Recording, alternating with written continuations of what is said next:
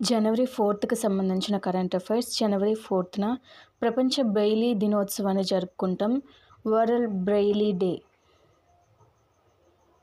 విజయనగరం జిల్లా భోగాపురంలో నిర్మిస్తున్న అల్లూరి సీతారామరాజు అంతర్జాతీయ విమానాశ్రయం తొలి వాలిడేషన్ టెస్ట్ విమానం ఇక్కడ విజయవంతంగా ల్యాండ్ అయింది. హైదరాబాద్లో గాలి నాణ్యత రోజురోజుకు క్షీణిస్తూ ఆందోళన కలిగిస్తుంది. జనవరి 3న నగరం వాయు కాలుష్యంలో దేశ రాజధాని ఢిల్లీతో పోటీ పడింది. ఆర్టికల్ 21 ప్రకారం సకాలంలో దర్యాప్తు జరగడం పౌరుల ప్రాథమిక హక్కని అంగీకరిస్తూనే దర్యాప్తులో విపరీతమైన జాప్యం లేదా న్యాయానికి విఘాతం కలిగించే పరిస్థితులు ఉన్నప్పుడు మాత్రమే కోర్టులు జోక్యం చేసుకోవాలని సూచించింది. వెనిజులా అధ్యక్షుడు నికోలస్ మదురో అరెస్టుతో ప్రపంచవ్యాప్తంగా చర్చనీయాంశమైన డెల్టా ఫోర్స్ ఇది అమెరికా సైన్యంలోని అత్యంత శక్తివంతమైన మరియు రహస్యమైన ప్రత్యేక విభాగం. హైదరాబాద్లోని CISR Indian Institute of Chemical Technology ప్రధాన శాస్త్రవేత్త డాక్టర్ చాడా రాజిరెడ్డికి ఇండియన్ అకాడమీ ఆఫ్ సైన్సెస్ ఫెలోగా ఎన్నికయ్యారు.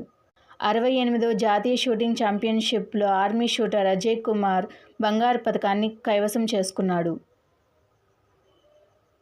సింధు జలాల ఒప్పందాన్ని భారత్ తాత్కాలికంగా పక్కన పెట్టిన నేపథ్యంలో ఈ ప్రాజెక్టు వద్ద పేరుకుపోయిన మెట్టను తొలగించి విద్యుత్ ఉత్పత్తికి గరిష్ట స్థాయికి పెంచాలని కేంద్ర మంత్రి మహోలాల్ ఖట్టర్ అధికారులను ఆదేశించాడు.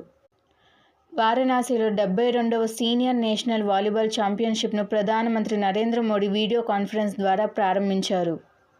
దేశంలోని అత్యంత స్వచ్ఛమైన నగరంగా వరుసగా 7 ఏళ్ల పాటు అగ్రస్థానంలో నిలిచిన ఇండోర్ ప్రతిష్టకు తాజాగా జరిగిన నీటి కలుషిత మరణాలు మచ్చ తెచ్చాయి. ప్రపంచవ్యాప్తంగా నెలకొన్న రాజకీయ అనిశ్చితి మరియు సభ్య దేశాల మధ్య విభేదాలు ఉన్నప్పటికీ చమురు ఉత్పత్తిని యథాతథంగా కొనసాగించాలని OPEC+ నిర్ణయించింది. కేరళలోని పశ్చిమ కనుమలకు మాత్రమే పరిమితమయ్యే అత్యంత అరుదైన గెలాక్సీ ఫ్రాగ్ ఉనికి ఇప్పుడు ప్రమాదంలో పడింది. ఫోర్బ్స్ తాజాగా విడుదల చేసిన 40 Under 40 ప్రపంచ బిలియనీర్ల జాబితాలో 4 భారతీయ సంతతికి చెందిన పారిశ్రామికవేత్తలు చోటు దక్కించుకున్నారు.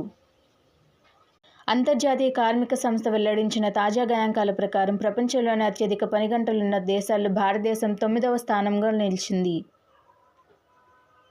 తిరువనంతపురం MP శశిధరూర్ రచించిన తాజా పుస్తకం ద సేజ్ హూ రీ-ఇమాజిన్డ్ హిందూయిజం అనే పుస్తకాన్ని కేరళలో శివగిరి మఠంలో ఘనంగా విడుదల చేశారు. ఇలాంటి వీడియోస్ కోసం నా ఛానల్ సబ్స్క్రైబ్ చేయండి. Thank you.